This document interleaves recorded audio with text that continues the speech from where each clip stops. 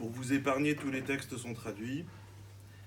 Essayez néanmoins de ne pas regarder immédiatement la traduction pour pouvoir nous inspirer ensemble du texte en hébreu et essayer d'y déceler le message que je veux vous faire passer. Ce n'est pas une conférence également dans le sens où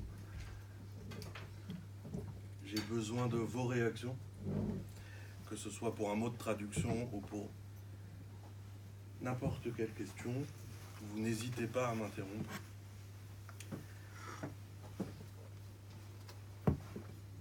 On a intitulé le thème de ce soir « L'autre », puisque le thème général des deux conférences que je vais donner est l'autre dans le judaïsme.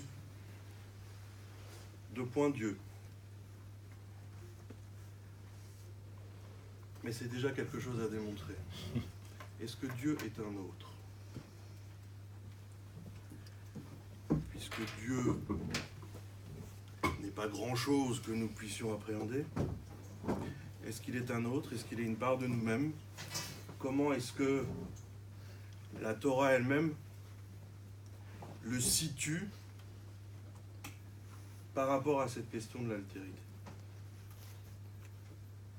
Alors Lévinas dira oui.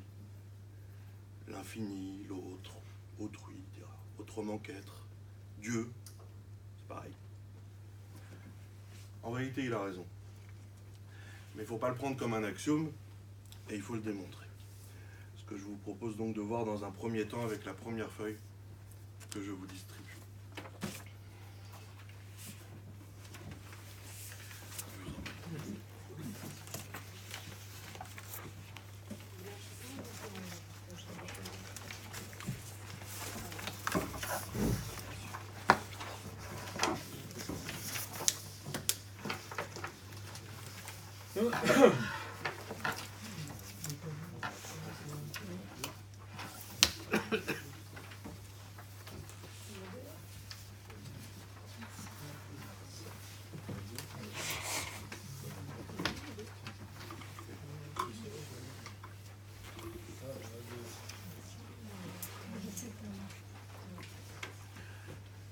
Voici un texte qui est tiré des premiers versets de la Torah, au moment de la création du monde, de la reprise du récit de la création, puisqu'il est compté 2 fois. Et voilà ce que le texte dit. Ele toldot hashamayim ve'haaretz be'ibaram. Voici les générations, les origines du ciel et de la terre lorsqu'ils furent créés. Beyom asot Hashem Elokim Eretz Vashamayim. Au moment, le jour où Dieu fit le ciel et la terre. Vechol siach hasad eterem yiyeh ba'aretz. Tout végétal des champs n'avait pas encore poussé. Vechol esev asade terem yitzmach. Et toute herbe des champs n'avait pas encore, oui, on va redire poussé. Pourquoi?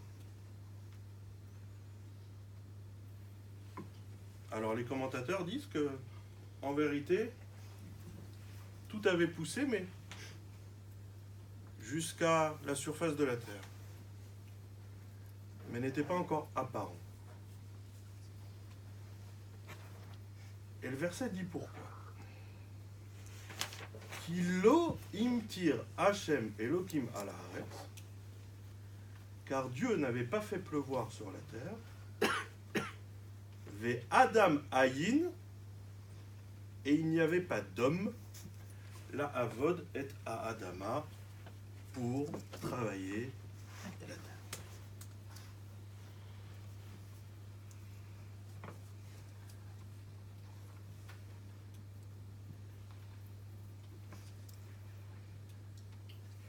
Comme si le fait que l'homme n'ait pas encore été créé, empêchait Dieu de faire pleuvoir et de faire pousser les végétaux.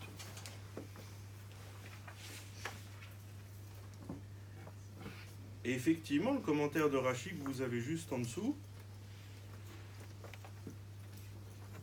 va pousser le lien opéré par le verset entre le fait que les végétaux n'aient pas poussé et la présence de l'homme. Je le lis dans le texte. Kilo imtir, Dieu n'avait pas fait pleuvoir. Uma ta'am lo imtir. Et pour quelle raison n'avait-il pas fait pleuvoir? Les filles chez Adam Aïn la avodet Adam. C'est parce qu'il n'y avait pas d'homme pour travailler la terre.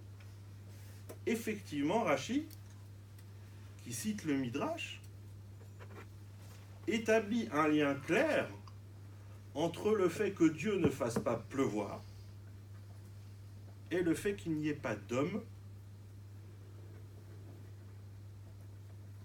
Et alors, me direz, en quoi l'absence de l'homme empêchait Dieu de faire pleuvoir?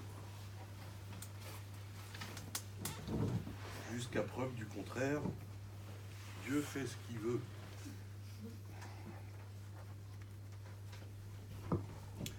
Rachi continue et il dit Ve'en makir betovatam shel geshamim.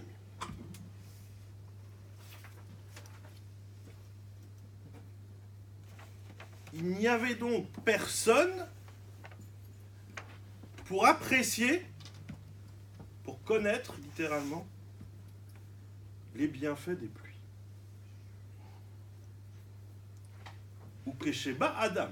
Et lorsque l'homme est arrivé, Veyada she'em tzorech leolam, et qu'il sut que les pluies étaient nécessaires au monde, Itpalel aléen, il a prié pour elles, Veyardou, elles sont descendues, Vetsimchou a ilanot va deshaim, et les arbres et les végétaux ont poussé.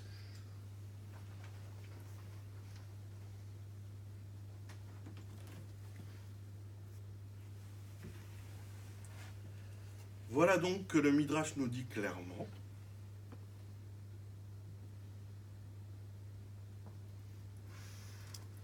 que Dieu ne peut rien faire si l'homme n'est pas là pour apprécier son action.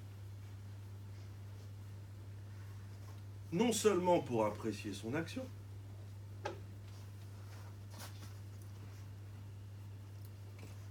mais pour avoir conscience de ses propres manques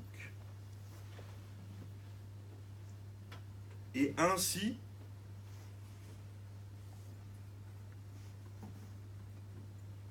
faire une requête et demander quelque chose à Dieu. Il y a un lien établi entre l'action divine et le fait que l'homme ait conscience de ses propres manques. C'est ce que le texte dit ici. Et le Maharal de Prague que vous avez juste en dessous, qui est donc un éminent commentateur de l'époque de la Renaissance, qui a refondé la pensée juive, c'était à l'époque de Léonard de Vinci, et c'est le Léonard de Vinci de la pensée juive. Il a écrit énormément de livres, dont un méta-commentaire de Rachi, un commentaire sur Rachi, pas sur la Torah, sur Rachi, qui s'appelle Le Gourarié, et où il dit la chose suivante. Il ajoute, quand Rachi dit Ve'en makir betovato, que l'homme ne connaît pas le bienfait de la pluie, il dit Kelomar, c'est-à-dire Ve'asur la asot tova le ish she'en makir beto. Il est interdit, mot est fort, de procurer un bienfait à un homme qui n'en a pas conscience. Qu'est-ce que c'est que cette histoire? Il est interdit à qui? C'est une bonne question. Visiblement, Dieu se l'interdit à lui-même. J'imagine qu'il en sera de même dans les relations interhumaines. En plus, on ne peut pas savoir si la personne aura conscience ou non du bienfait. Dans la plupart des cas, on ne peut pas le savoir.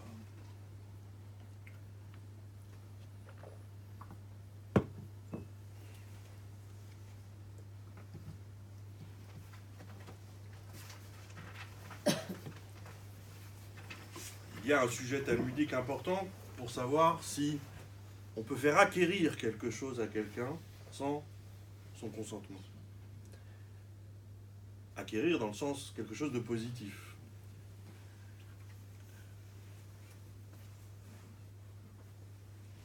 Vous trouvez un billet de 100 € dans la rue, j'imagine que n'importe qui serait intéressé par ce billet de 100 €. Est-ce que si vous décidez qu'il appartient à quelqu'un d'autre, il appartient effectivement à quelqu'un d'autre, si cette personne n'est pas au courant, ou pas? C'est un gros sujet, talmudique. Ici, c'est pas tout à fait de ça dont il s'agit. Je reprends les mots du Maharal. Il est interdit de procurer un bienfait à quelqu'un qui n'en a pas conscience. Et pourquoi pas? Qu'est-ce que ça peut faire? Pourquoi c'est interdit? Parce que quelque chose, c'est pas forcément matériel. Apparemment pas, puisque... Bon, là, il s'agit quand même de quelque chose de matériel, mais... Et quand il dit ish, il inclut les enfants. Oui. C'est tout le sujet de la conversion d'un enfant mineur. Dans la 10e page du traité Ktuvot, comment se fait-il qu'on puisse convertir un enfant mineur? La conclusion de la Gemara est que c'est pour son bien, et que bien qu'il n'ait pas de conscience puisqu'il est mineur, on peut lui faire acquérir ce bienfait. Mais c'est le contraire. Il dit ici. Il dit c'est interdit de... Parce qu'il s'agit de faire acquérir, pas de procurer quelque chose. C'est pour ça que je disais que ce n'était pas tout à fait le même sujet.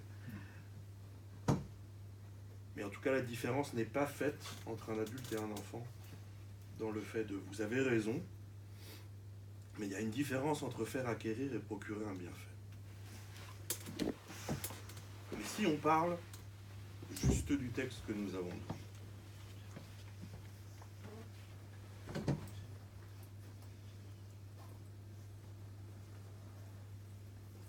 Pourquoi? Pourquoi je ne pourrais pas donner quelque chose à quelqu'un qui n'en a pas conscience?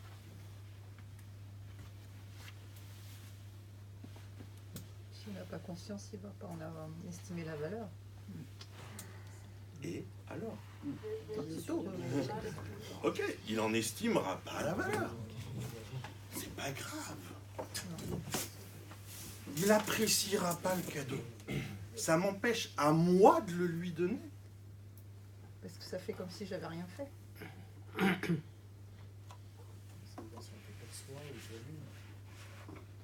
Et là, c'est Dakar qui doit être anonyme. C'est pareil, il va apprécier, mais sans savoir. Il a conscience du La bienfait, tzedaka, vous il la sait faites pas d'où pour ça vient. vous, et celui qui la recevra de façon anonyme l'appréciera beaucoup. Il n'y a pas une notion de... Vous avez dit, excusez-moi, parce que c'est comme s'il avait rien fait. Ça rend... Enfin, même si je vous donne 1 million et que vous le fichez à la poubelle parce que vous pensez que c'est rien, ben, ça ne sert à rien de vous le donner. Juste... Et si moi, ça me fait plaisir? Oui. Il y a une définition. Plaisir d'offrir. Mais il n'y a pas une notion de moteur dans le plaisir, dans le désir, pardon. Il n'y a pas une notion de... Moteur dans le désir. C'est-à-dire que le désir est quand même un immense moteur, quoi, dans la création. Non, et ça veut dire qu'on se fait plaisir à soi. Et c'est un plaisir gratuit. Et c'est un problème. Bah, voilà. Ouais. Bah non, bah, c'est pas pour l'autre, justement. On donne par Et égoïsme. alors? Bah, voilà. Pourquoi c'est interdit? Pourquoi est-ce interdit? Non. Je me fais plaisir. Alors, le désir est moteur de la création. Qu'est-ce que ça veut dire? Ah, désir et moteur de la création, bah, ça veut dire que je pense que voilà, globalement c'est le moteur de toute chose, le désir. Voilà, c'est ça, c'est générateur de notre quotidien, de ce qui nous fait avancer, de ce qui fait évoluer. Et si Dieu désire faire pousser des arbres, il n'a pas besoin que moi je le désire aussi.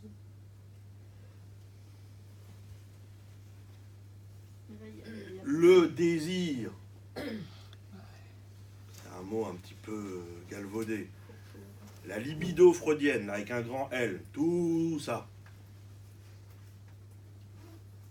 C'est la libido de celui qui fait l'action, pas de celui qui en profite.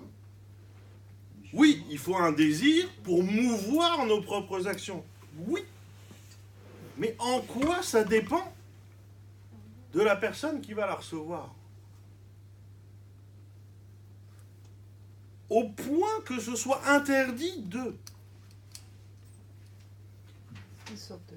Est-ce qu'on ne peut pas dire Bonsoir. qu'il n'existe d'action positive, constructive, que quand il y a une relation? Tiens, exactement ce que... S'il n'y a pas de relation, on n'est pas dans une action constructive, donc on peut pas, enfin, ça sert à rien de la faire. C'est interdit, mais en tout cas, c'est vain, ça n'a aucune. C'est ce qui est marqué ici. Ouais, c'est ça.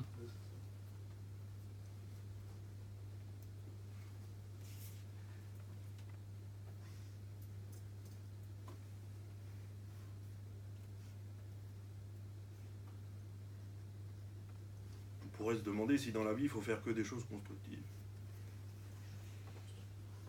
Mais,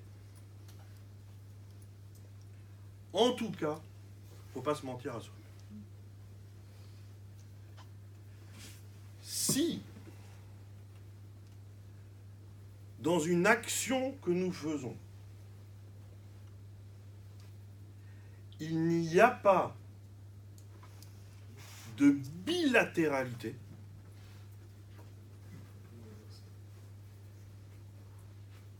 alors nous ne sommes pas en relation.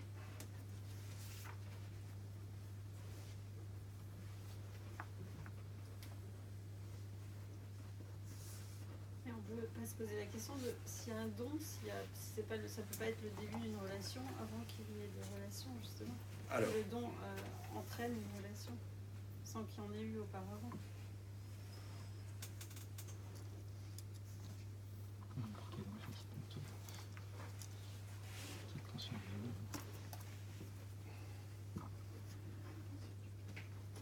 encore une fois, ça va dépendre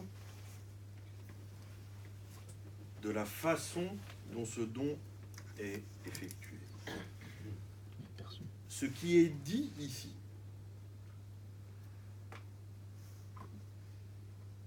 c'est deux choses. C'est que premièrement,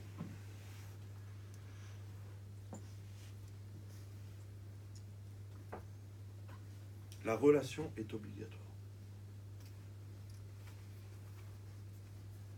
Si ce que nous faisons n'est pas de l'ordre du relationnel, c'est interdit. Il est interdit de donner un bienfait à quelqu'un qui n'en aurait pas conscience parce que ce ne serait pas une relation. Pourquoi ? Parce que si la personne en face n'en a pas conscience,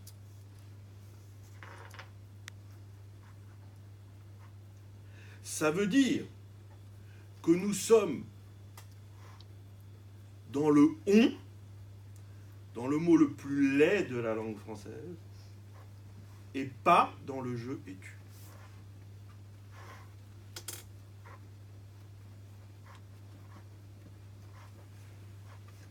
Et on voit ici que Dieu s'empêche de vivre au nom de cette relation. Il refuse de faire pousser tant que l'homme n'est pas là pour en apprécier les bienfaits et prier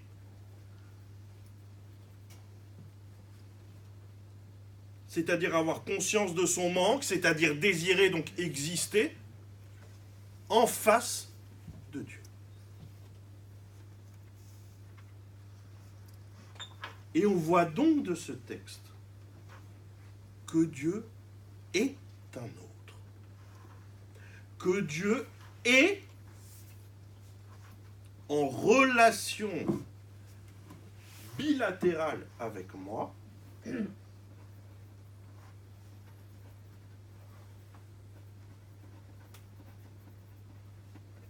par l'intermédiaire du manque. C'est ça le problème. Il crée le manque pour qu'il y ait une bagacha, pour qu'il y ait une demande. C'est ça le point aussi. Mais le manque, il n'y a pas marqué qu'il Il y a pas crée de le manque. Il y a pas manque. de Il n'y a pas de le manque, il y a pas conscience. Ah, Il y a Il y a une pas de demande que l'homme prie, ça le veut dire manque, qu'il il a est pour donné lui pour plutôt que que là. l'autre, puisse ensuite demander. Il connaît ce manque. Il vit le manque. Il demande qu'on ait conscience du manque intrinsèque qui est en nous, mais qu'il est-ce qu'il l'a créé, est-ce qu'il ne l'a pas créé, je ne sais pas. Il en a peut-être lui aussi des manques. Combien de Gmarot dit que Dieu prie? S'il prie, c'est qu'il a des manques. Rabbi Moshe Cordovero dit que prier, je vous provoque exprès, mais c'est rien par rapport à tout à l'heure, c'est adopter une posture féminine. C'est-à-dire avoir conscience d'un manque, d'un vide.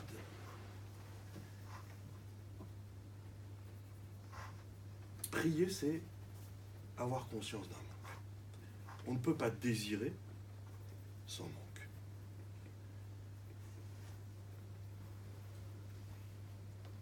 Une fois établi que la relation doit être recherchée,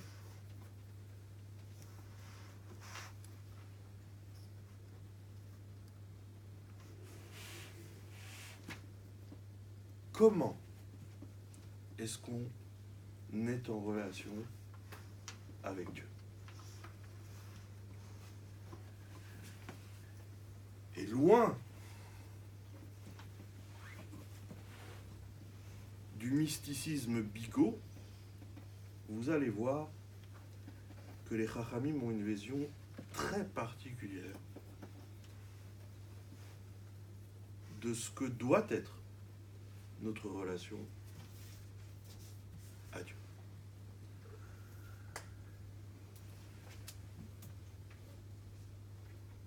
Vous savez bien que chez les Juifs, on répond toujours à une question par une autre question. Donc, je vous donne la 4e page directement et on passera ensuite à la 2 et la 3.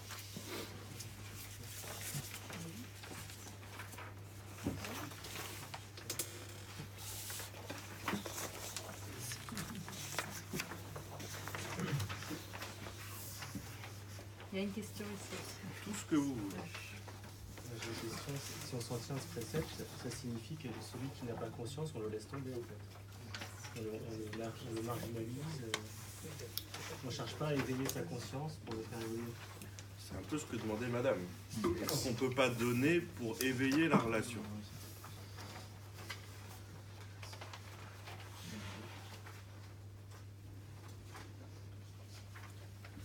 C'est une très bonne question. Je pense que c'est aussi ce qu'on va voir maintenant.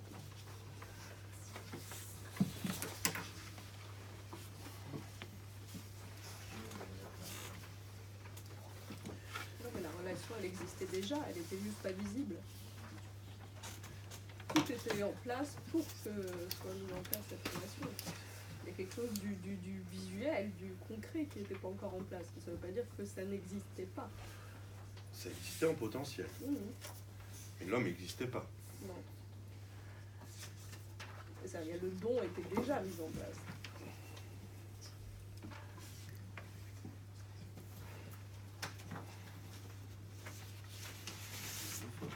Absolument.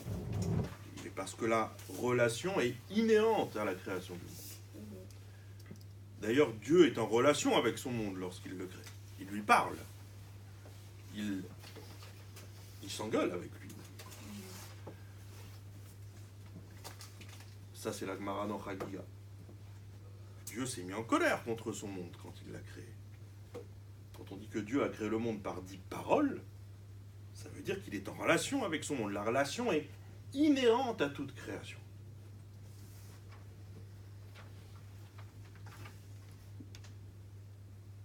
Mais justement, il s'agit de faire en sorte que les choses ne restent pas à l'état de potentiel.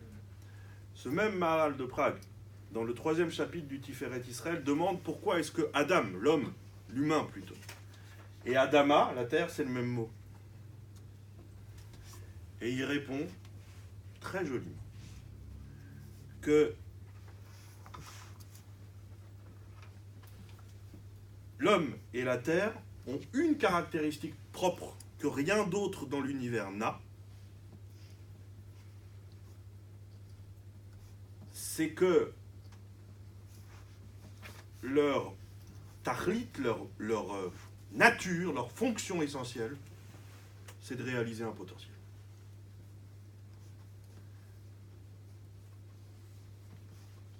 C'est bien joli les potentiels, mais il faut les réaliser. Et entrer en relation, c'est la réalisation d'un potentiel. Nous sommes ici au tout début de la paracha de Kedoshim. Si on voulait qualifier Dieu, si je faisais un tour de table maintenant, vous me diriez, l'adjectif le plus couramment utilisé, c'est saint. Dieu est saint. Qu'est-ce que ça veut dire? Il y a une paracha qui porte ce nom, où Dieu dit à Moïse de dire au peuple d'Israël, dis-leur d'être saints. Alors c'est gentil, mais qu'est-ce que ça veut dire? Vous avez le verset tout en haut. Daber Hashem el Moshe lema, Dieu a parlé à Moïse pour dire Daber el kol adat bene Israël va Martha aleem, parle à toute l'assemblée des enfants d'Israël et dis-leur Kedoshim tiyu, soyez saints.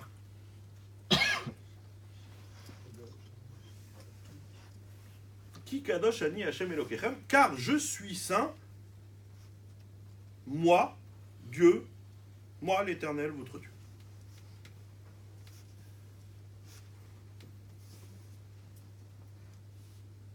Soit dit en passant, on retrouve ici cette bilatéralité.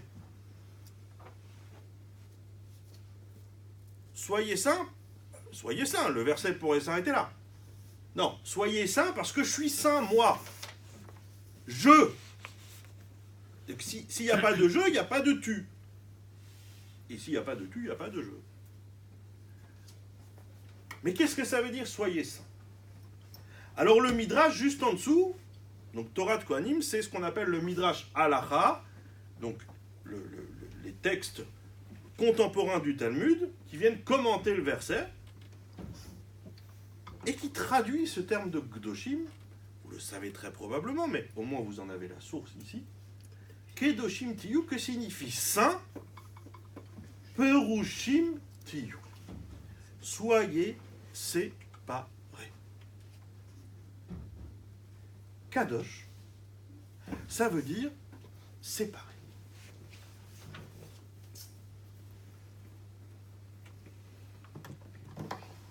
En vérité, ce sera dans la Torah le terme utilisé pour dire tout ce qui est une entité en marge.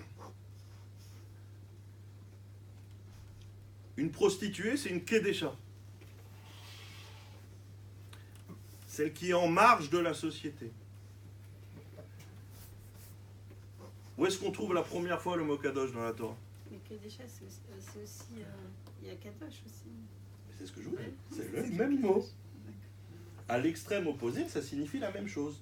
Être en marge d'eux, être séparé d'eux. Où est-ce qu'on trouve le mot kadosh pour la première fois? Je sais pas si j'ai des bonbons là. Dans l'histoire de Tamar. Dans Shabbat. Ah, Shabbat. Dans Shabbat. On trouve dans Tamar. Mais c'est dans le 2e chapitre de la Torah pour la première fois. Zachor et Yom HaShabbat Lekadosh. C'est la première fois de la Torah. Quand on se demande ce qu'un mot veut dire, il faut toujours aller voir la première occurrence dans la Torah. Et on en a une idée relativement claire. C'est quoi le Shabbat? C'est le jour qui n'est pas comme les autres. D'ailleurs, Rashi dit, sur ce verset, oui, parce que ce jour-là, il n'y avait pas de manne qui tombait dans le désert. C'est un jour où il se passe quelque chose de différent. C'est un jour qui est en marge, qui est différent, qui est séparé des autres. C'est ça, Kadosh. Et Dieu vient nous dire, comme injonction première, soyez séparés. Séparés de qui? De quoi? De reste des peuples. De... Alors le commentaire de Nachmanide que vous avez juste en dessous dit un truc incroyable. Qu'est-ce que ça veut dire? Kadosh, Loma, Shanartu nezake ledav kabo beyotenu kedoshi. Ça vient nous demander. Alors, les davka, c'est un mot très important qui est probablement le mot central ce soir sur lequel on va revenir. Mais c'est un mot qui veut dire s'attacher, se coller. Davak. C'est s'attacher à lui par le fait d'être séparé. Ça c'est de la porie. Ça, hein. Paradoxe. Ah, ça c'est sympa ça. Alors, comment on s'attache en se séparant? C'est compliqué cette histoire. On fait du manque. Alors ouais, il y a une histoire de manque. On s'aperçoit de la vraie valeur quand on n'a plus la chose ou la relation. Un seul être vous manque, tout est défait. Vous croyez que c'est ça? Quelque chose autour de Déjà, la faut femme et faire l'enfant. J'avais pas pensé à ça. Est-ce que ça veut dire que on s'aperçoit de quelque chose quand il n'est pas là? Je crois pas que ce soit ce que le texte dit. Pourquoi? Parce que si c'était ça, le fait que la personne ne soit pas là ne vient pas faire l'attachement. Elle vient faire un manque qui va requérir un attachement. Mais ce que le texte dit, c'est que c'est en se séparant qu'on s'attache. C'est actif. C'est par le fait de nous séparer qu'on s'attache. Enfin, ils sont dingues. Bah, c'est pour limiter, pour pouvoir limiter, il faut être séparé. Mais en Qui quoi demande- être limité, Non, ça imiter, attache? non, pas limiter, Imiter. Ah, Oui, imiter. puisqu'il faut faire il faut faire comme lui, il faut être saint parce qu'il est saint, donc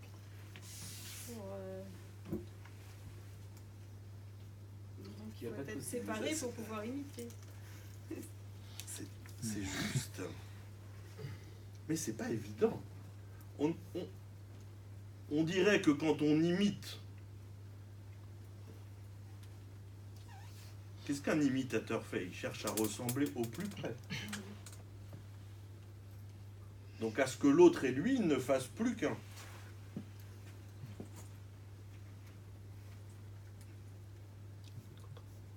Mais ontologiquement, vous avez raison. S'il le fait, c'est parce qu'il ne l'est pas. Donc il y a quelque chose de cet ordre, oui. C'est pour ça que j'ai dit que quand Dieu dit « parce que je suis saint », il vient établir quelque chose de l'ordre de la relation, c'est-à-dire, je reprends les termes de Buber, le je et le tu. Mais là, encore une fois, vous dites que la séparation est la condition de l'attachement. Et ce n'est pas ce qui est dit ici. De l'imitation, en fait. Si vous voulez, c'est la même chose, mais c'est une condition. Ici, on dit que c'est la séparation elle-même qui est l'attachement. Qui fait l'attachement. Mais si on est séparé et qu'on s'attache, c'est qu'on a choisi d'être attaché. Donc l'attachement, il est plus... Il n'est pas obligé... Enfin, Il faut être deux pour s'attacher. c'est consenti. Il faut être deux pour s'attacher. Il faut Oui, avoir une relation. On ne fusionne pas. très bien. Mais alors que Et donc, on signifierait est en à ce relation. moment-là s'attacher activement à quelqu'un? C'est être en relation avec cette personne. Entrer en relation avec. Mais entrer en relation, c'est pas se séparer de lui. Mais quand on dit C'est séparé, ça veut dire pas Séparé. fusionner. C'est la condition. Il n'y a pas quelque chose, encore une fois, autour de la naissance. C'est-à-dire que, parce que, bon, on est sur la mère et le fœtus, on est sur l'unité, d'une certaine manière. Et puis à la naissance, il y a une séparation qui permet l'échange. Voilà, sinon on est encore dans le fusionnel, donc il ne peut pas y avoir d'interaction. Vous avez éminemment raison.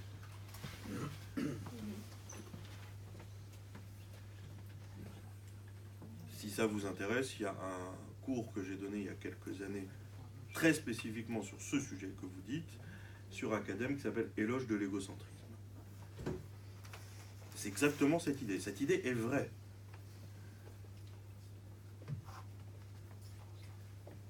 Mais là encore, la séparation est la condition de la relation. Ici, quand le Rambam dit Beiyotenu Kedoshim, l'iyot, c'est le verbe être. Ça veut dire qu'on doit, que s'attacher, c'est être séparé. Et séparé de quoi? J'en sais rien. Mais par rapport au Shabbat, souvent, le premier verset où les questions... Séparé des autres jours pour Shabbat. Séparé Oui, ça, d'une c'est- certaine trivialité du monde, de sa matérialité. Ou pas? C'est pas de ça du tout qu'il s'agit. Pour Shabbat, c'est pas de ça dont il s'agit. Rachidi là-bas sur place, pour Shabbat, c'est parce que tous les jours de la semaine, on recevait de la manne, et le Shabbat, on n'en recevait pas. Donc c'est un jour différent des autres. En marge des autres. C'est tout. Peut-être ici, sous-entendu, c'est séparé des autres nations, hein, parce que c'est marqué ici Hachem et Lokechem. Par rapport à Dieu, vous voulez dire? Non, par, Ici, dans le verset de Kedoshim? on s'attache à Hachem en étant séparé, en ayant un comportement différent des autres nations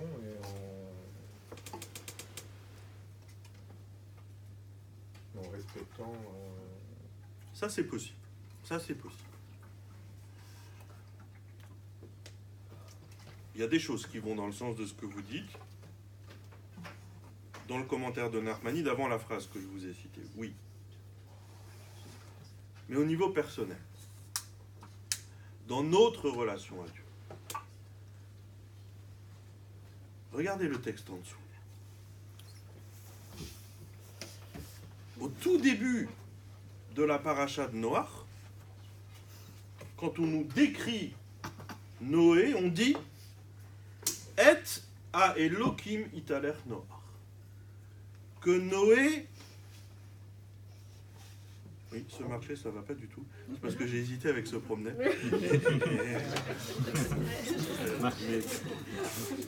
C'était hier soir tard, pardon. Donc Noé se promenait ou marchait avec Dieu. Ok, très bien. Donc c'est Noé, c'est comment dire, c'est un vrai froum, lui, quoi. Hein, c'est un vrai. Il marche avec Dieu. Il doit avoir une grande barbe, je pense. Rachidi Ouais, mais regarde, pour Avram, c'est pas marqué comme ça. Ou Avram ou Omer. Tandis que pour Avram, le verset dit Asher italarti lefanav. Hachem, devant qui j'ai marché. Quand Avram s'exprime, il dit qu'il marche devant Dieu, pas avec lui.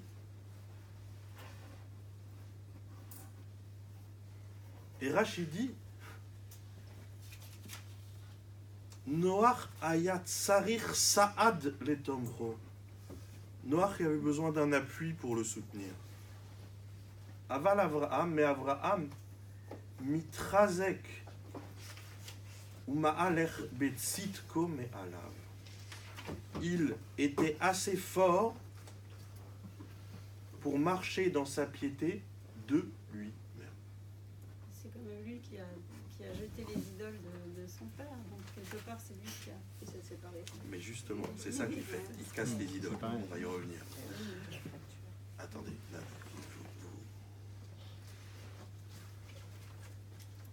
ça veut dire, normalement, si on fait un sondage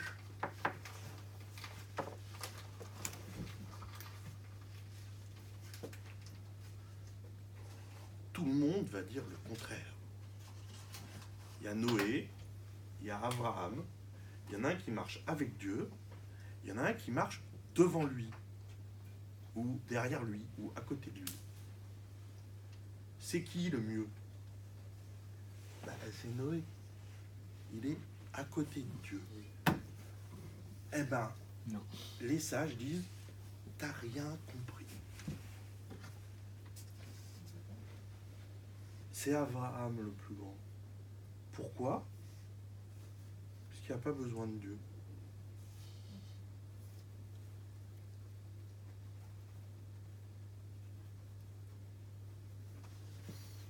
Je reprends le texte. Mitrazek, il est suffisamment fort, il se renforce en permanence, on devrait dire, c'est un verbe pronominal. Ou me aler betzitko me alav. Il va dans sa piété de lui-même.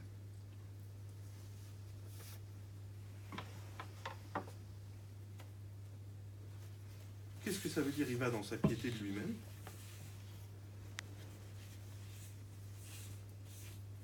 Ça veut dire, pour reprendre ce que vous disiez, qu'il ne tire sa vitalité de rien d'extérieur à lui.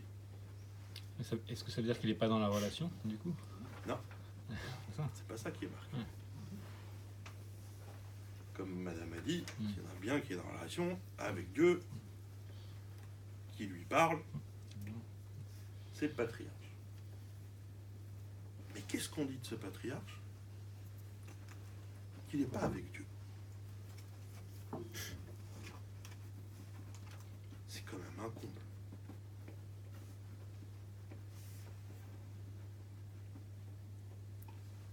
Ça veut dire qu'il n'a pas besoin de Dieu pour réaliser son potentiel, sa potentialité, pour être lui-même. Ça veut dire qu'il existe indépendamment de Dieu. C'est ça. Est-ce qu'on pourrait dire qu'Abraham n'est pas Kadosh? Et pourquoi? Est-ce qu'on pourrait dire qu'Abraham en fait il n'est pas Kadosh? Noir. Au contraire. Noir fait pas Kadosh. Si. Moi en tout cas. Pourquoi on dit ça? Parce que la nécessité de la séparation renvoie à ce besoin de reconnexion. Le principe même de l'enfant, de la mère, de la séparation, et une nécessité par la suite d'une reconnexion. Ça, vous y tenez beaucoup ce soir. Hein. À dire que... Mais je dis pas que c'est faux. Non, je sais pas, on va y réfléchir. Mais que le... le... dire qu'Abraham, il n'a pas besoin de ça. C'est-à-dire que par lui-même, il est Shalem, il est complet. Il n'a pas besoin de se séparer pour avoir créé ce rapport. Au contraire, il est tout séparé. Moi, je comprends pas pourquoi est-ce qu'on dit qu'Abraham n'a pas besoin de Dieu. En fait, je comprends pas. Je vois pas pourquoi c'est évident qu'il n'ait pas besoin parce qu'il marche devant Dieu. Il le Rashi, qui cite ici un midrash, relève qu'il y a une différence dans le verset entre la façon dont le verset s'exprime à propos de Noé et la façon dont il s'exprime à propos d'Abraham. Et on voit que pour Noé, le texte dit avec. Alors que pour Abraham, il dit devant. Ça pourrait être derrière, c'est pareil. Il y a donc une forme d'indépendance. C'est ce que Rachi, qui cite encore une fois le Midrash, relève. Et il ne le dit pas n'importe comment, cette indépendance, il dit parce qu'il y arrive de lui-même. Alors que Noach, lui, et il le dit clairement, Tsarir Saad Letomro avait besoin d'un appui pour le soutenir. C'est donc qu'il n'y arrive pas seul. Dieu est la béquille de Noé. Avram n'a pas besoin de béquille. Mais tout à l'heure, on parlait de manque, c'est d'un manque nécessaire. Donc, il dit manque, il dit besoin de ressentir qu'on a une béquille, qu'on a besoin d'une béquille. Une dépendance. Non, mais non, Clément, tu sais bien. Il faut qu'on réfléchisse. C'est très bien tout ce que vous dites. Donc on voit qu'il y a plusieurs étapes.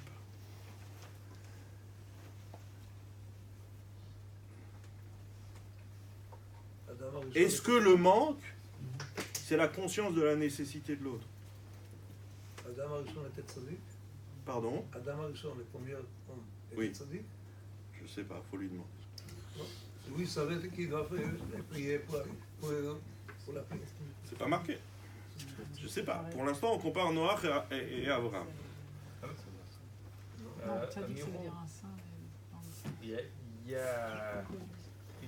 Il y a deux différences fondamentales, il me semble, entre Abraham et Noach. La première, c'est d'une part qu'Abraham a trouvé Dieu, quelque chose de particulier quand même. Noach, il vivait quand même encore dans la suite d'Adam Arishon, où on connaissait Dieu. Donc il était familier, sa famille, il avait cette famille, il faisait partie je veux dire, c'est un héritage familial dans le cas de Noach. Et le deuxième différence fondamentale entre Noach et Abraham, c'est que Noach n'a rien fait pour essayer de sauver ses semblables, alors qu'Abraham n'a fait que répartir, que de répandre la notion de Dieu unique. Alors, Marc, le deuxième point, c'est faux. Noach a construit la Teva pendant 600 ans pour que tout le monde fasse tchouva, c'est marqué. Et donc il cherchait... Hein? Il a plaidé pour eux comme Abraham a plaidé pour Sodome ou Alou, pardon. Je sais pas si construire la Teva, c'est pas une façon de plaider. Je sais pas, on peut réfléchir. En tout cas, le premier point que tu dis, c'est très vrai. Abraham est en démarche. Noach est en héritage. Ça change tout. Maintenant, est-ce que ça change tout dans la relation à Dieu? Je sais pas. Mais tu as tout à fait raison de dire que ça, c'est une grande différence. Mais encore une fois, par rapport à notre sujet,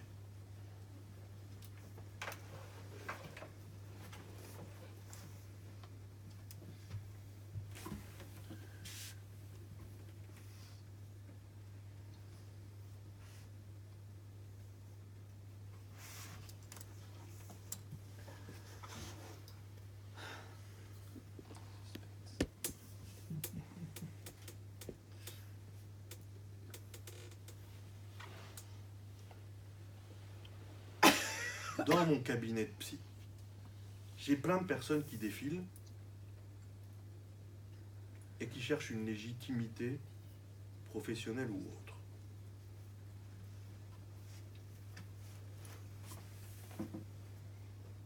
Et tu peux leur dire ce que tu veux. Tu peux leur donner les diplômes que tu veux. Ça les aide en rien. Au niveau de la place, au niveau de la légitimité, ça sert à rien. Pourquoi? Parce que ça reste une quête de cette légitimité à l'extérieur de nous-mêmes. Alors que, comme disait merveilleusement Lacan, on ne peut s'autoriser que de soi-même. C'est ce qu'Abraham a fait. Mais à Lave, il s'est autorisé de lui-même. C'est-à-dire qu'il n'est pas allé mendier, quêter, comme dit Spinoza, ce bonheur, cette vitalité à l'extérieur de lui.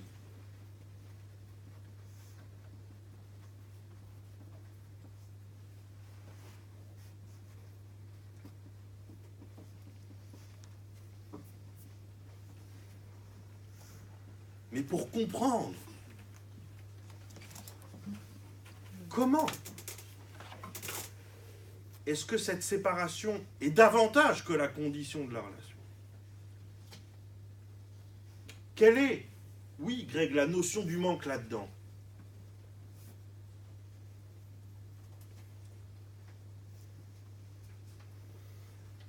Il faut aller plus loin. Et je me suis dit que on en aurait une bonne perception en analysant ce qui empêche la relation à Dieu dans la Torah. Ce qui dans la Torah empêche la relation à Dieu porte un nom. C'est la Touma. La Touma, c'est très mal traduit par impureté. Et je vais vous expliquer pourquoi c'est mal traduit. Néanmoins, c'est une notion qui existe. Et c'est la chose, il n'y en a pas 36, c'est la chose qui rend impossible la relation à Dieu. Pourquoi? Il y a 12 impuretés dans la Torah. Par exemple, le fait de toucher un mort rend impur. Il y en a 11 autres. Et rend impur, ça veut dire quoi? Alors chaque impureté a ses lois propres, combien de temps il faut attendre pour être à nouveau pur, quel processus il faut mettre en place, etc. On ne va pas rentrer dans ces détails aujourd'hui. Mais cette impureté a une conséquence, c'est que la relation à Dieu devient impossible. C'est-à-dire qu'on ne peut plus entrer dans l'enceinte du Beth Amikdash pour aller y servir Dieu. Il faut attendre d'être dans un état de pureté, je hais ce mot, pardon, mais je le dis pour que vous compreniez, pour pouvoir à nouveau être en relation à Dieu. Et vous y pensez, mais je garde ça pour le mois de juin, c'est la même chose entre l'homme et sa femme, puisque l'état d'impureté, entre guillemets, la nida, empêche la relation. Et au terme du processus de purification, on peut à nouveau être en relation. Mais entre l'homme et sa femme, c'est assez accessoire. Principalement, c'est avec Dieu que ça se joue. Aujourd'hui, on ne se rend plus tellement compte. Mais à l'époque du temple, c'était extrêmement prégnant. Et alors, par rapport, qu'est-ce que c'est que cette impureté? C'est quoi ce truc qui nous empêche d'être en relation avec Dieu? C'est pas l'idolâtrie. Alors, oui, mais vous ne savez pas à quel point vous dites bien là. Et dans 1 heure, vous verrez que vous avez incroyablement raison. On n'a pas entendu. L'idolâtrie. L'idolâtrie. Ok, mais c'est quoi l'idolâtrie? Alors, je vais vous montrer 2-3 textes sur l'impureté que vous avez ici.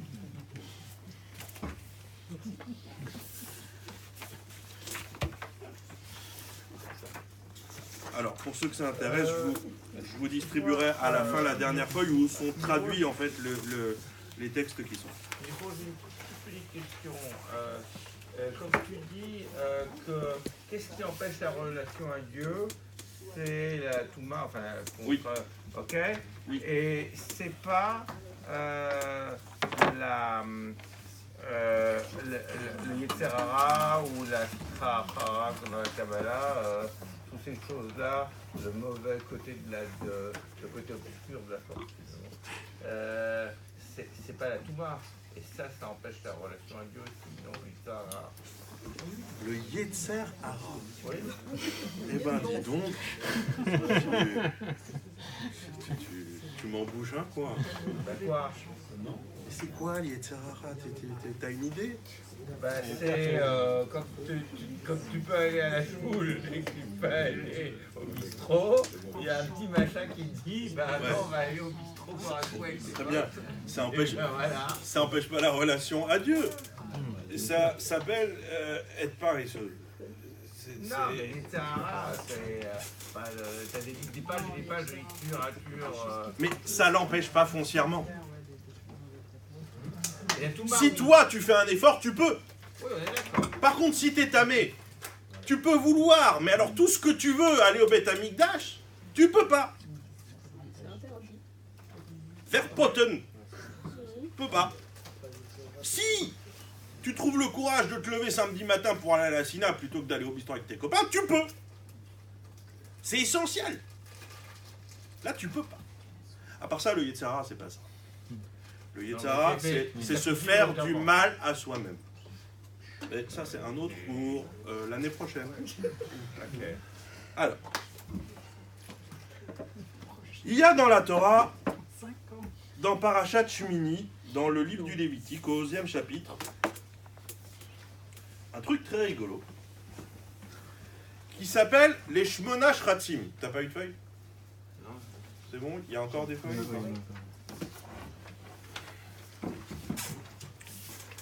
Les Shmona Shratzim qu'on traduit en général par les 8 rampants.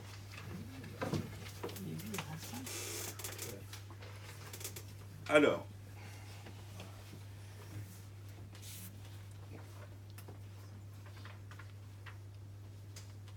on va voir les versets. Et puis, histoire que ce soit un petit peu ludique, je vous ai mis les rachis en dessous qui traduisent les noms des rampants en français. Puisque Rachid les dit en français dans le texte, donc vous allez vous y connaître. Vous savez que Rachid a, dans son commentaire, tant sur la Bible que sur le Talmud, employé à peu près 3000 mots en français, qui sont d'ailleurs la source la plus ancienne étymologique que nous ayons à disposition. Et ici, il se trouve qu'il donne la traduction de la plupart des animaux en question. Je vous lis les versets. Vezé lachem atamé, et voici ce qui pour vous sera impur. Bacheretz achoretz alaharetz, parmi les rampants qui rampent sur la terre. 2 points. Choled. Vous l'avez en dessous dans Rachid. Mouchkila. Ouais, c'est quoi? Ah non. Non. La mouche? Non. C'est pas un rampant le moustique. Ah bah oui,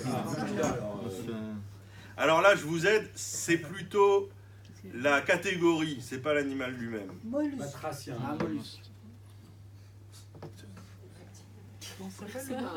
ben vous en enlevez la moitié là. Moustela. Qui est là? Voilà. Crème blanche. Mustélidés. Les mustélidés. Là, c'est la belette en l'occurrence. Ah, mystère. Il y en a moins dans les rues. Véa Arbar. Arbar, c'est pas traduit par Rachid, c'est le rat. Véa Tsav. Ah, il est assez difficile à comprendre, mais quand on voit la fin de Rachid, on comprend le début. Chez Domé les Tzfardéa, qui ressemble à la grenouille. Donc je pense que c'est la fin de crapaud. Crapaud. Oui. Mais je voulais regarder l'étymologie de crapaud, j'ai pas eu le temps. Les autres sont plus évidents, vous allez voir. Alors les minéous, selon leur espèce. Donc il y a des espèces particulières. La belette, le rat, le crapaud. Bon, qui rendent impur. Très bien. On va voir comment, pourquoi. Et alors, c'est pas fini, puisqu'il y en a 5 autres. Véa Anaka. Celui-là est facile. Et Harrison. Harrison, ah oui. Harrison. C'est ça. Erickson. Non, mais... Il y a quelqu'un qui fait de l'hypnose thérapeutique ici? Alors, Akoar, c'est pas traduit par Rachid, ça il y a des divergences chez traducteurs, les commentateurs, des fois on dit le crocodile. Crocodile. Va'alta'a, celui-là il est facile aussi. Le lézard, bravo. Les sardas. Les arts. Rachid avait un petit côté munichois. Vea chomet. La limace, bravo. Et enfin, Vea tinchemet. Et un tout petit peu. La taupe. La taupe, oui. Ah, la taupe. Oui, avec un accent circonflexe. Alors, donc on a une liste de 8 animaux. Alors c'est marqué dans le verset suivant. Et les atmeim, voici ceux qui rendent impurs. Lachem pour vous, bechol hacheretz, parmi les rampants. Kol anoge aba embemotam, yitma adar. Tout celui qui les touche alors qu'ils sont morts sera impur jusqu'au soir. Et le soir, il faudra qu'il aille au bain rituel, et hop, c'est bon. Alors le problème, c'est que comme vous le savez ou pas, toute charogne animale rend impure. Pas toutes. Pas les poissons, par exemple. Pas les insectes.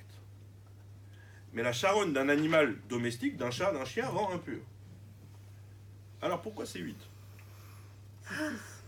C'est 8. Oui, parce qu'il y en a deux qui ne sont pas traduits.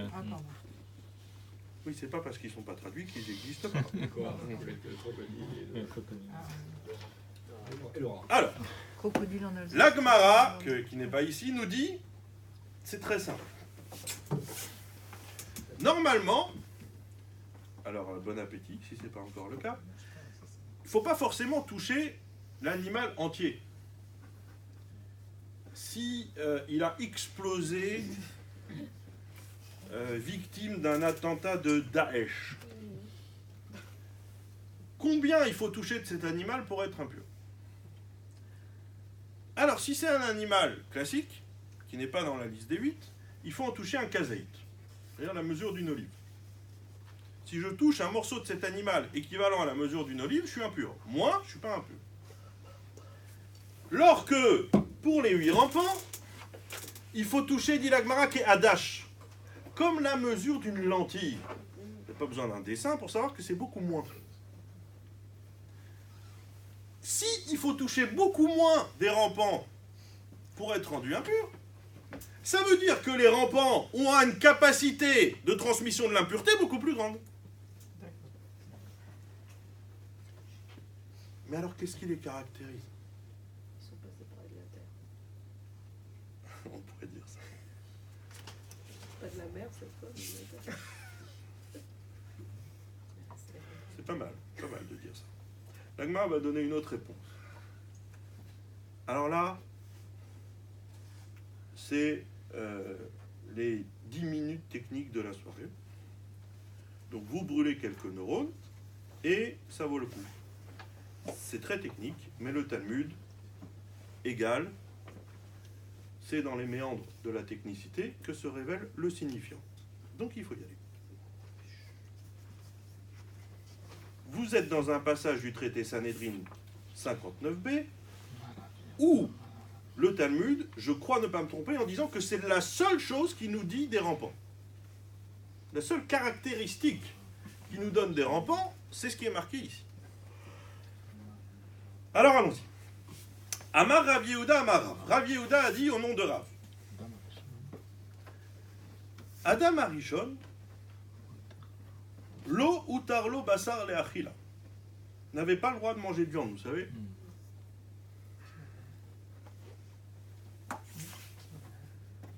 Dirtif parce que c'est marqué lachem yé leochla. C'est marqué dans le verset à propos des végétaux que eux, les végétaux, vous serviront de nourriture.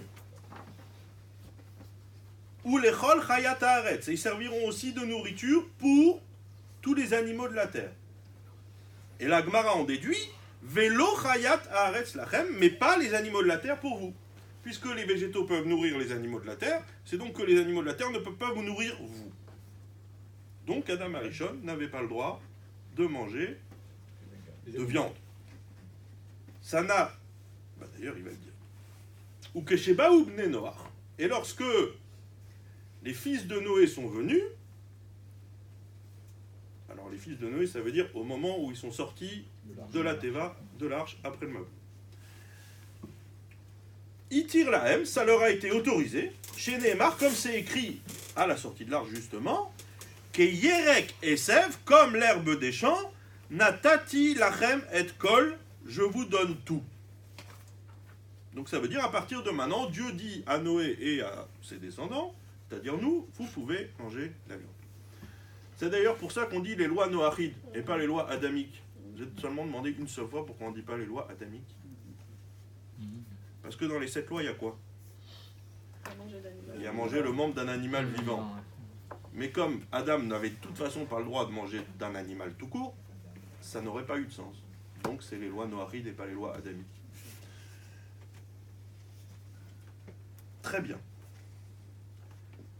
Alors la Gemara demande, ok, maintenant on a le droit de manger de la viande. Super. Yachol lo ye'e ever minachai no ekbo. Est-ce à dire qu'on peut aussi consommer le membre d'un animal vivant? Parce qu'on a le droit de manger de la viande. Talmud Lomar, c'est pour ça que le verset vient nous dire Ach basar benafsho damo lotochel. Non, on ne peut pas. Parce que c'est marqué dans le verset toutefois, aucune chair, littéralement avec sa vie, c'est-à-dire dans son sang, l'autorlou vous ne mangerez. Le verset pour dire qu'on n'a pas le droit de manger le membre d'un animal vivant s'exprime en disant vous n'avez pas le droit de manger de la chair qui est encore dans son sang. Benafsho, c'est avec son âme. En fait. Oui, avec sa vie, sa vitalité. Et c'est-à-dire son sang. Alors maintenant, la Gemara va poser une question qui occupe toutes vos soirées, j'imagine. Est-ce qu'on peut manger le membre d'un animal vivant des 8 rampants? Hein? C'est vivant. Ah, c'est intéressant comme question.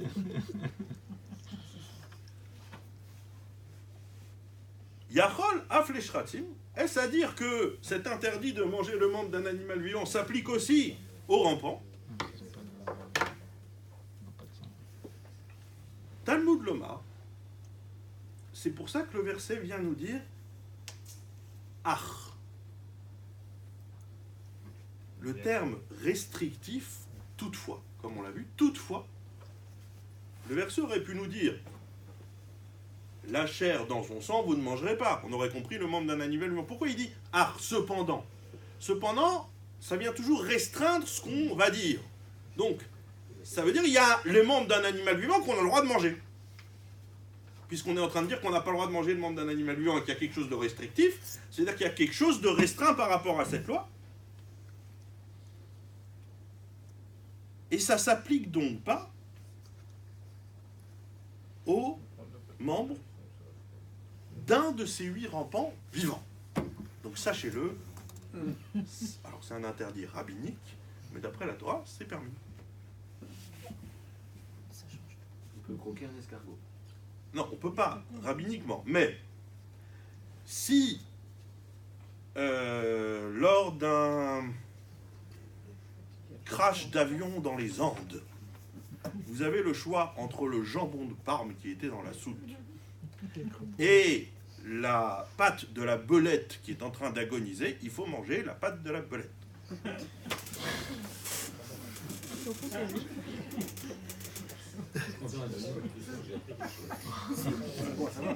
Hein? Mais c'est pour ça que je vous le dis. J'aimerais très utile en vacances.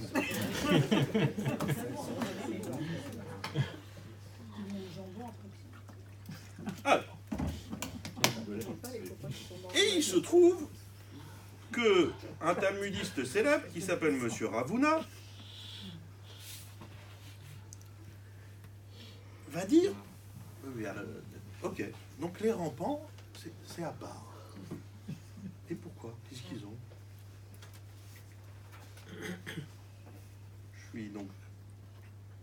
dernières lignes de ce même texte, ou Maï Talmuda.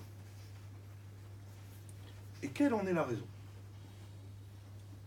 Pourquoi la Torah n'interdit pas de manger le membre d'un de ces 8 rampants vivants?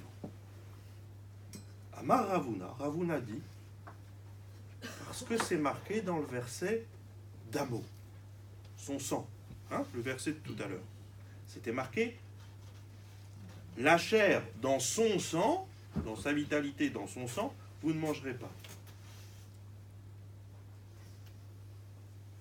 Et il dit, Mishedamo Chalouk Mibsa.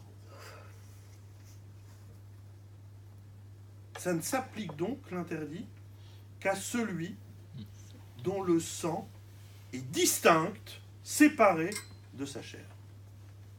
Puisque je ne peux pas manger la chair dans le sang, il faut que la chair et le sang soient 2 choses distinctes.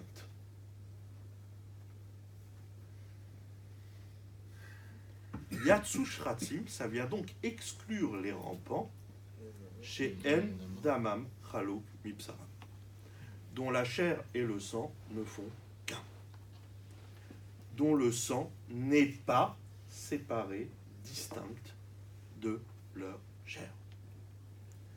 Alors évidemment, le Talmud n'est pas là pour établir des vérités étiologiques. On s'en fout, est-ce que c'est vrai, est-ce que c'est pas vrai? Ce qui compte, c'est de quel enseignement veut-il être le vecteur ici. Et il dit un truc très simple, magnifique, et qui touche on ne peut plus à notre sujet. C'est que les 8 rampants ont une caractéristique. Encore une fois, peut-être Yeriel, tu as autre chose en tête, mais je crois que c'est la seule chose qu'on dit des Shratzim dans le chasse. Que En Damam Chalouk Mipsaram. Leur sang et leur chair sont indistincts. Or, comme nous l'avons vu, ce sont précisément ces 8 rampants qui ont une capacité de rendre impur toute particulière. Ça veut dire que ça nous donne une définition extrêmement précise de ce que c'est que l'impureté. L'impureté, c'est l'indistinction. L'impureté, c'est l'amalgame. C'est quand les choses ne sont pas séparables, distinguables. C'est ça, impur. C'est une vérité technique, physiologique. Non, justement, c'est ce que je disais. Le Talmud n'établit que très rarement des vérités biologiques. Ça arrive. Mais pourquoi alors ces animaux-là et pas d'autres? Enfin, je veux dire, pour donner des exemples, c'est bizarre. Encore une fois, ce qui importe est l'enseignement dont le Talmud veut être vecteur à ce moment-là. On pourrait s'en tenir au côté technique et dire voilà, le verset parle de sang, donc il faut un sang distinct d'une chair, et c'est pas le cas de ces 8 rampants. Mais ça pourrait être le cas. Enfin, je veux dire, ces rampants, on pourrait leur enlever Bien le sûr, sang. bien sûr. Oui, mais donc, il doit quand même y avoir une raison pour laquelle on a choisi ces rampants-là et pas d'autres. Il n'y a pas d'autres animaux. Je sais pas. Alors, vous avez raison, mais je ne suis pas dans les petits papiers du bon Dieu. Je ne sais pas pourquoi il a choisi cette liste. Mais il l'a choisi. Et Ravuna a réfléchi. Je ne sais pas quelles expériences il a fait, s'il en a fait. Je ne sais pas si ici c'est phénoménologique ou bien si c'est juste théorique. J'en sais rien. Mais en tout cas, il veut nous dire quelque chose là. Et encore une fois, que ce soit vrai ou pas vrai, ce qui compte, c'est ce qu'il veut nous dire. Et il se sert de cette technicité pour nous transmettre quelque chose de fondamental, qui est que ce qui rend impur, puisque ces 8 rampants ont une capacité de transmission de l'impureté beaucoup plus grande, puisqu'il suffit d'en toucher le volume d'une lentille, c'est que ce sont des animaux, dit-il, dont les différents éléments qui les constituent ne sont pas distinguables. La chair et le sang, ça veut dire la matière et la vitalité qui meut cette matière ne sont pas distinguables. Et c'est ça l'impureté. Et vous pouvez prendre n'importe quel exemple dans la Torah, en y réfléchissant. Parfois, c'est pas toujours évident, parfois ça l'est, parfois non. D'impureté, comme on le traduit très mal, et vous pouvez remplacer le mot impureté par amalgame. L'impureté, c'est l'amalgame. C'est quand les choses sont indifférenciées.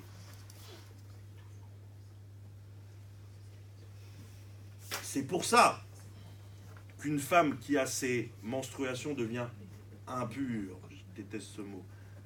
Parce que la vie et la mort se confondent à ce moment-là. Qu'elles ne sont plus distinguables. Excuse-moi, on m'avait dit que c'était lié à la capacité de créer. En fait, donc c'est lié avec la mort parce que la mort on crée plus du tout, et c'est lié avec la menstruation des femmes parce qu'elle est en incapacité de créer. Et c'est juste ou... C'est ce qu'on est en train de dire. Ah. Si elle saigne, c'est qu'elle vit. D'accord. Mais elle vit de la mort. Parce que ce sang, c'est de la mort. C'est très compliqué. C'est un moment où la distinction ne se fait plus. Ah, c'est une autre manière de voir les choses. Ouais, je suis un peu là pour dire une autre manière, en fait. Alors, et c'est exactement la raison pour laquelle on se trempe dans un mikvé. C'est un bain rituel. Tu t'avais réfléchi une seconde, qu'est-ce que c'est? C'est de l'eau. C'est de l'eau. C'est quoi de l'eau? Le Maharal de Prague, toujours lui, explique. L'eau, c'est l'élément de l'indistinction. C'est l'élément indistinct par excellence, qui prendra la forme de tout contenant dans lequel vous la mettrez. C'est-à-dire qu'elle n'a pas de forme en soi. Elle est en permanence amalgamée, indistincte. Et donc se tremper dans le mikvé, bravo, c'est bizarre. C'est quoi? Moins par moins. Le mal par le mal. Alors, dans mon langage de psy, on dirait le mikvé a une fonction cathartique. C'est quoi la catharsis? Chez Aristote, vous savez très bien, c'était au théâtre, quand le public assistait à une scène et qu'il voyait se produire sur la scène des éléments de sa vie quotidienne, ça lui permettait de prendre un certain recul et de mieux vivre sa propre réalité.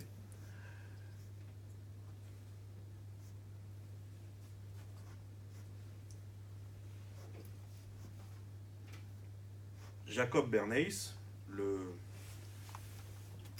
gendre, pardon, on va le dire dans l'autre sens, l'oncle de Martha Bernays, la femme de Freud,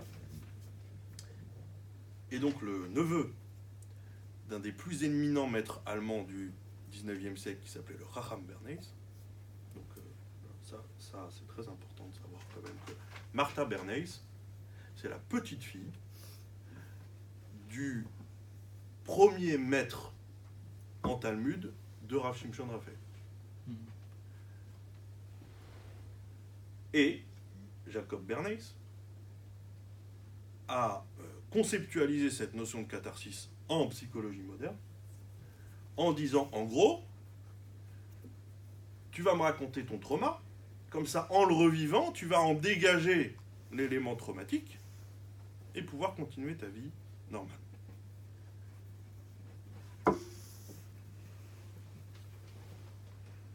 Bon, ça marche pas du tout, mais en tout cas, c'est ça.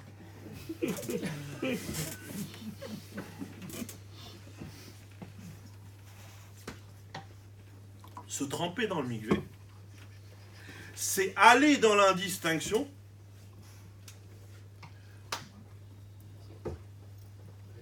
pour ressortir capable de distinction et donc de relation. Et quand on sort du mikvé, c'est la dernière étape, c'est l'étape ultime de tout processus de purification qui permet à nouveau d'entrer en relation, bien sûr avec son conjoint, mais principalement avec Dieu. Je vais vous montrer un autre texte pour asseoir totalement cette idée. C'est le texte que vous avez en dessous dans le traité Nida. Alors là, on va bien rigoler. Je fais exprès, mais c'est pas par provocation, c'est parce que c'est le texte qui, à mon avis, dit le mieux ce que je veux vous dire. Et vous m'accorderez que, comme je suis en train de me tirer une balle dans le pied en le présentant, vous aurez un peu d'indulgence. Que vos propensions féministes ne s'indignent pas trop vite. Sha'alu Telmidav et Rabbi Shimon ben Yochai. Les élèves de Rabbi Shimon ben Yochai lui ont demandé: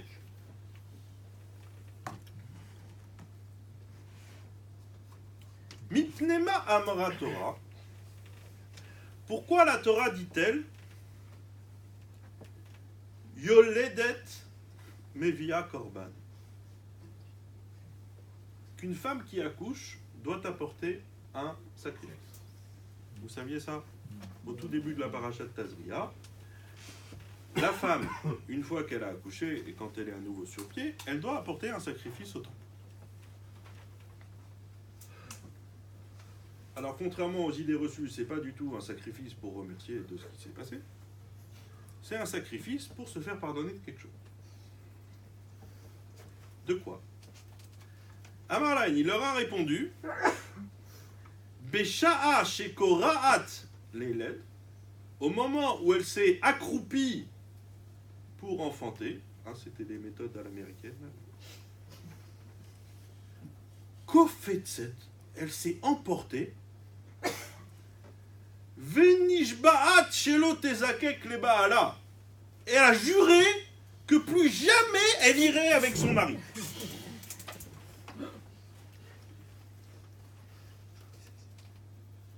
Ça va ma chérie, tu souffres pas trop? Connard! Plus jamais tu me touches!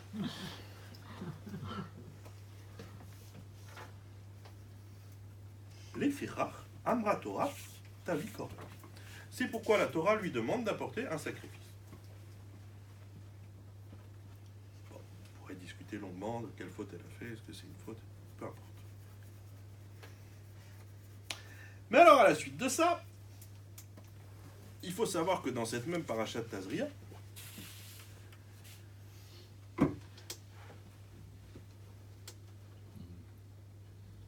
l'impureté inhérente à la femme qui accouche d'un garçon et l'impureté inhérente à la femme qui accouche d'une fille n'est pas la même.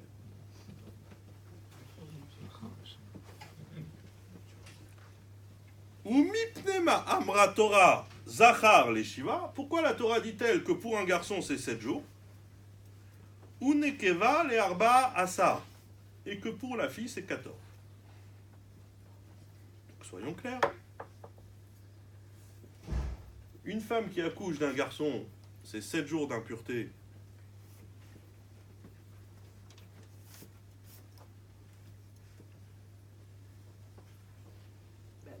On va dire, c'est un peu plus compliqué que ça, mais on va dire au terme desquels elle peut aller au mikvé et à nouveau aller avec son mari.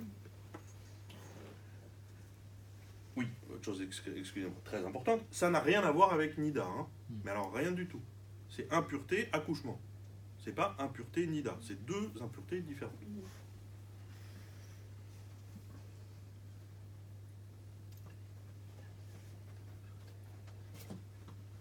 Une femme qui accouche d'un garçon et Tméa, elle est impure 7 jours, donc au terme desquels elle peut aller au mikvé avec son mari. Et une femme qui accouche d'une fille, c'est le double. Pourquoi cette injustice? Parce qu'il y a de l'amalgame entre la mère et la fille. Mais absolument. Réponse de la Gemara.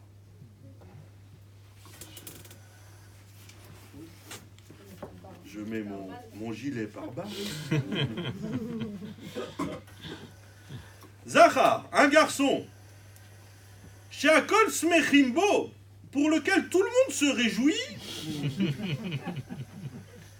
Mitra retet les Shiva, elle regrette de s'être emportée contre son mari pendant l'accouchement au bout de 7 jours. Elle regrette plus vite. Nekeva.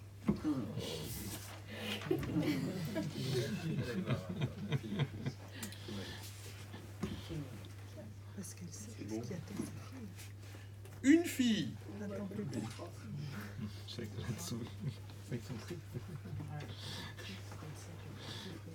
Je vais dire à Marlène Schiappa de sortir. Chez Akol Atsavimba. Alors attention le terme. Hein, pour laquelle tout le monde est affligé. Mitra retet le Arbaasa, elle ne regrette qu'au bout de 14.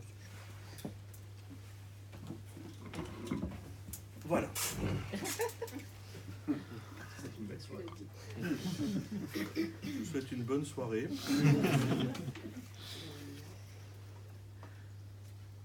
On répète.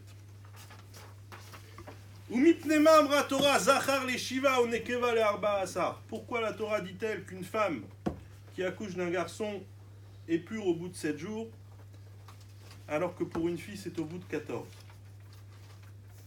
Zachar shakol smechim bo, un garçon pour lequel tout le monde se réjouit. Mitra retet les shiva. Alors elle regrette plus vite. Qu'est-ce que ça veut dire elle regrette plus vite? Elle a plus vite envie de retourner avec son mari. Nekeva chez Akol Atsavimba, une fille pour laquelle tout le monde s'afflige. Mitra retet les arbas. Elle ne regrette qu'au bout de 14 jours. Ça veut dire que la convalescence est plus grande.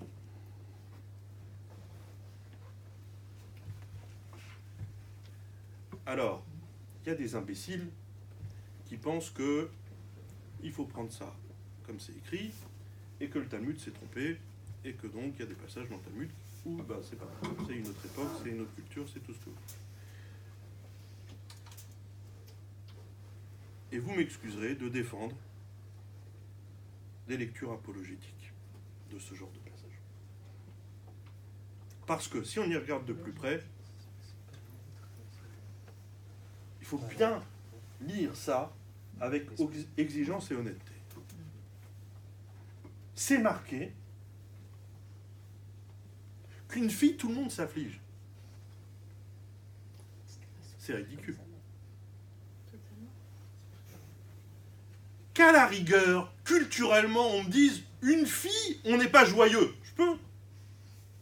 J'ai des amis marocains qui pourraient me dire ça. Mais qu'on s'afflige, c'est pas vrai. C'est pas vrai. Alors qu'est-ce que ça veut dire? Pourquoi on s'affligerait pour une fille?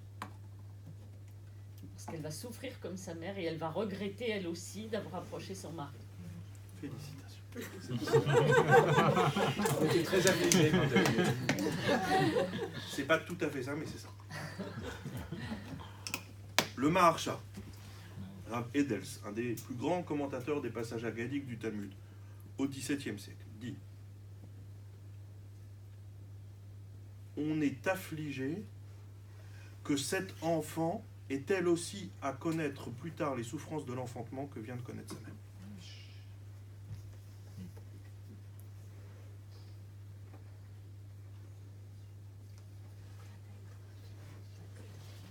Qu'est-ce que ça veut dire?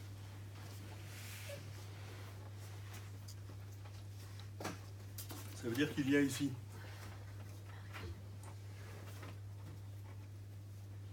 dans la Torah une projection de ce que vit la mère sur sa fille.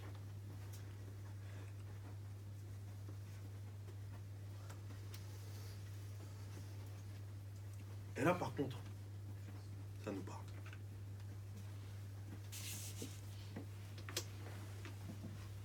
Et toutes les femmes ici qui ont des filles, sans exception, savent de quoi je parle.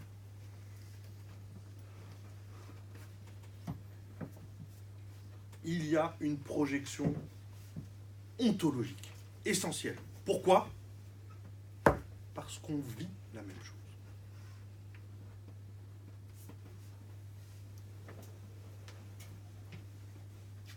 Là où la différence se fait naturellement par la sexuation, alors il faut un temps pour défusionner entre la mère et son fils. C'est son enfant. Elle l'a porté 9 jours, 9 mois. Mais quand cette indifférenciation sexuelle ne vient pas aider à ce défusionnement, alors il faut un temps plus long pour sortir de l'amalgame, sortir de l'indifférenciation et pouvoir à nouveau revenir à la capacité d'une relation. C'est ça que dit le texte ici.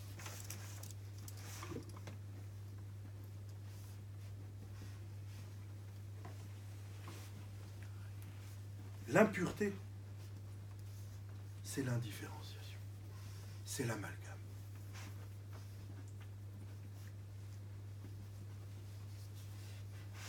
Et avec Dieu, c'est exactement la même chose.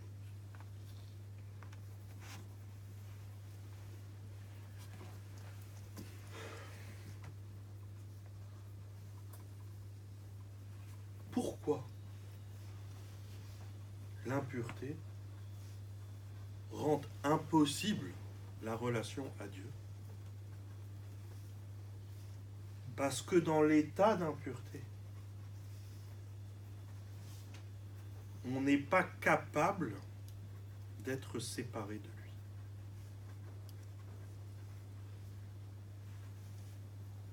On n'est pas capable, on ne porte pas en nous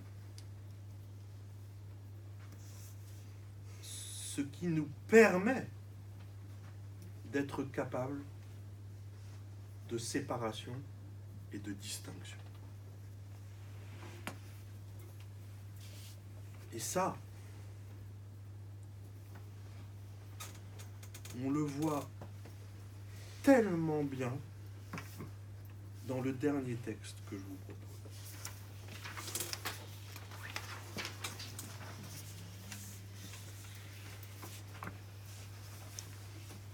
C'est un texte très peu connu.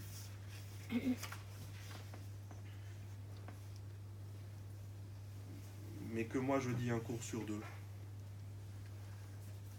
Parce qu'il est pour moi vraiment fondamental et je suis très heureux de pouvoir vous le faire découvrir.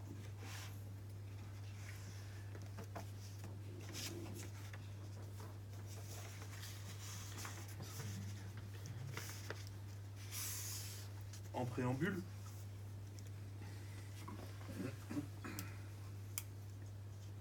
la Torah utilise un terme pour décrire l'attachement du peuple juif à une idole. Quand le peuple juif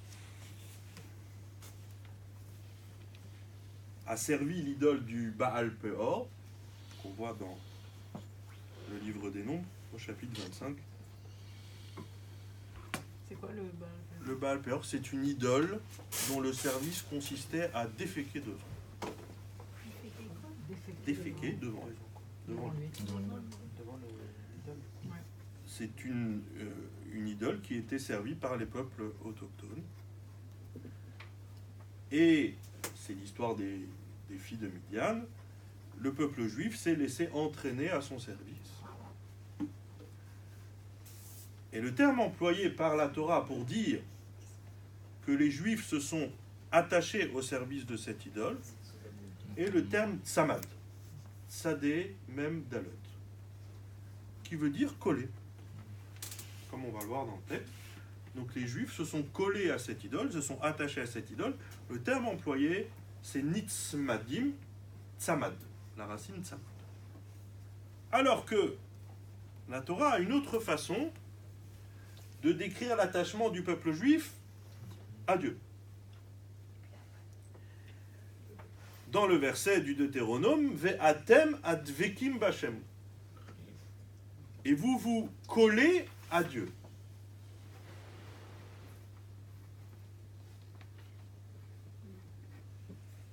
Davak, le même terme que celui employé par Nachmanide que nous avons vu au début du cours.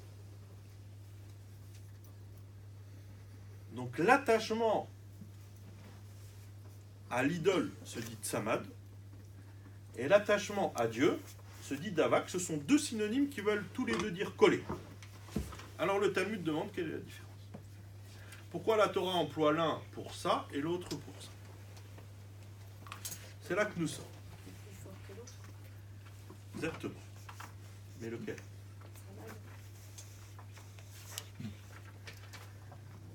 Anitzmadim les Baal Peor, ils se sont collés à l'idole qui s'appelait Baal Peor. La Gemara a dit Ketsamid peut-il. Qu'est-ce que c'est Tsamid? C'est un couvercle. Et Pétil, c'est un fil, littéralement. Alors Rashi, que je n'ai pas reproduit ici, dit c'est comme un pot qui est attaché avec son couvercle, avec des fils de cire scellés à son pot, scellés de façon hermétique. Lorsque l'attachement du peuple juif, Ve'atem advekim b'Hashem Elokechem, vous vous collez à Hachem votre Dieu, dit la Gemara, ça c'est kishte tamarot adevukot zobaz. C'est comme deux dates collées l'une à l'autre. Et Rashi dit, dans le texte, des dates, des fois ça colle, des fois ça colle pas.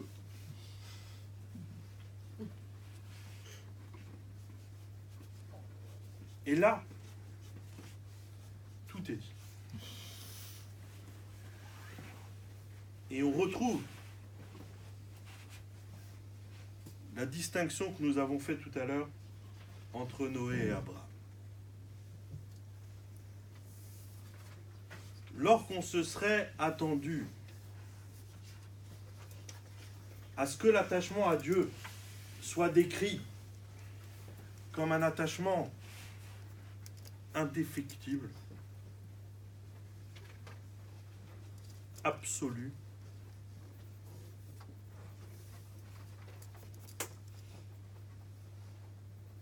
c'est exactement l'inverse.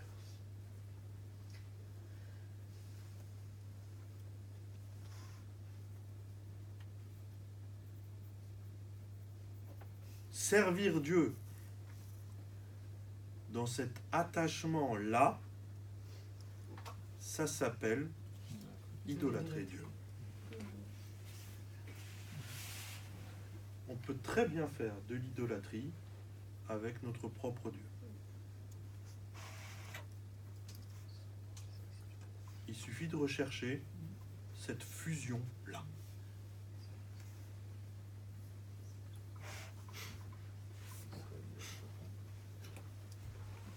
Et la relation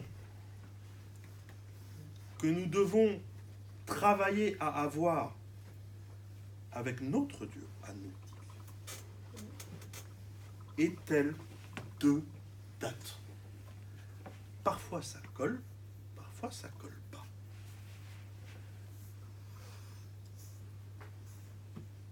Et quand Nachmanide dit que c'est la séparation qui fait la relation, c'est ça qu'il dit. Que c'est travailler à cette diffusion qui fait la relation. C'est un travail actif. Naturellement, si on se laisse aller à nos propensions naturelles, on devient tous bigots. idolâtre. Et impur. Tous les mots que vous voulez. On doit travailler à cette séparation.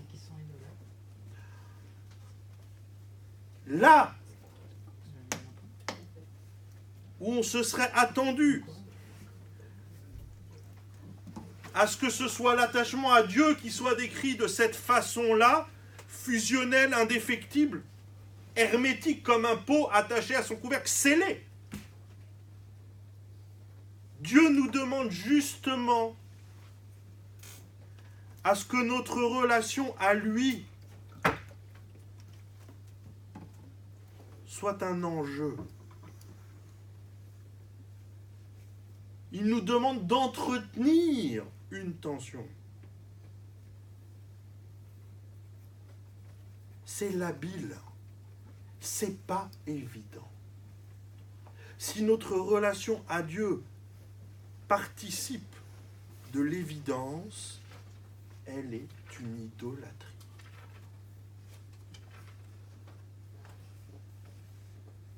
Et pour qu'elle ne soit pas une évidence. J'avais un maître, quand j'étais jeune, qui disait que c'est pour ça qu'on se balance pendant la prière. C'est pas pour se mettre en transe. C'est parce qu'on fait jouer cet enjeu-là. Je colle pas. Je colle pas. C'est pour ça aussi les 3 pas en avant, en arrière. Il faut se reculer pour pouvoir se rapprocher. Et on commence par se reculer. Et qu'à la fin de la prière, on se recule. Exactement. C'est exactement la même idée. Effectivement, on peut retrouver ça dans certaines choses très quotidiennes. On doit travailler à alimenter cet enjeu-là entre nous et Dieu, parce que c'est le seul et unique moyen d'en faire une entité séparée de nous, un autre, un kadosh,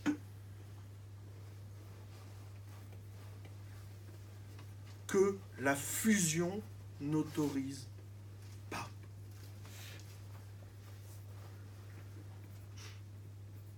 Je et tu, jamais on. Quand moi et Dieu devenons on, comme on l'entend trop, c'est de l'idolâtrie. Et prier Dieu, ça veut dire s'adresser à lui pour établir ce tu. C'est d'ailleurs pour ça, vous le remarquerez que dans toute prière, la personne change. Baruch Ata, Elokeinu. Tu et nous. Il y a ce jeu permanent entre deux parties distinctes où il faut travailler à ce qu'elles soient distinguables.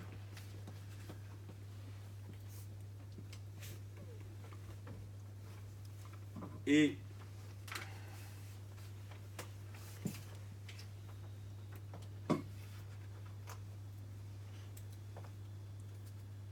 comme introduction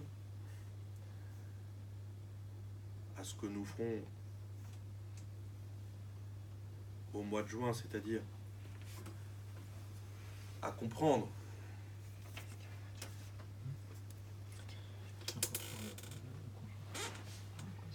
l'ingérence de la sexualité dans ce phénomène, puisqu'on parlera de l'autre au sein du couple.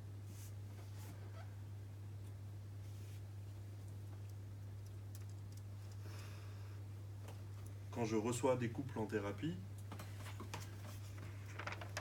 après le premier rendez-vous, je leur donne toujours un papier où il y a marqué 1 + 1 égale, point d'interrogation.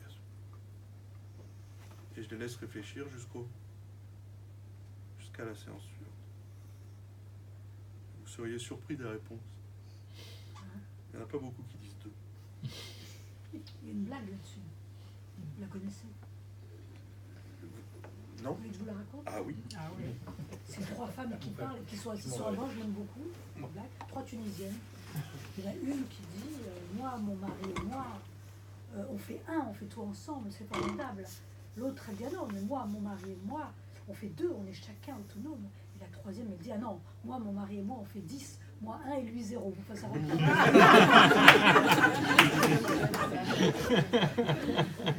y en a plusieurs réponses possibles à la question que vous posez. Je pense que j'étais dans le sujet.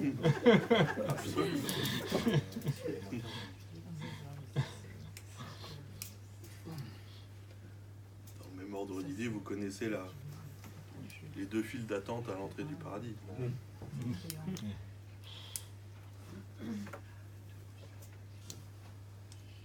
Eh bien, je suis venu vous dire ce soir que 1 plus 1 égale 2. Égale 2. Et que dans notre relation à Dieu, on doit travailler, parce qu'encore une fois,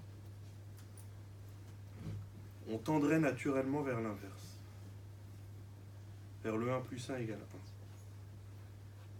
On doit travailler à nourrir ce 1 plus 1 égale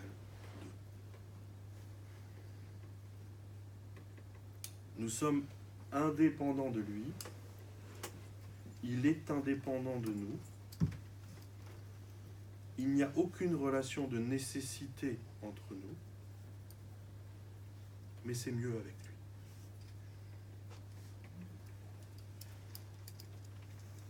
Et c'est ce double mouvement permanent que nous devons travailler à établir. C'est ça, la Avodat Hashem, c'est ça le service de Dieu. En philosophie phénoménologique, et en particulier chez Lévinas, il parlera sans cesse de la permanence de ce mouvement entre ce qu'il appelle la totalité et l'infini, c'est-à-dire entre le même moi, la totalité, et Dieu, où aucun des deux n'est possible sans l'autre, où il faut à la fois du même du jeu pour faire le tu, et à la fois un tu pour faire le jeu. C'est ce qu'on doit travailler à établir. Je vous remercie. Bravo.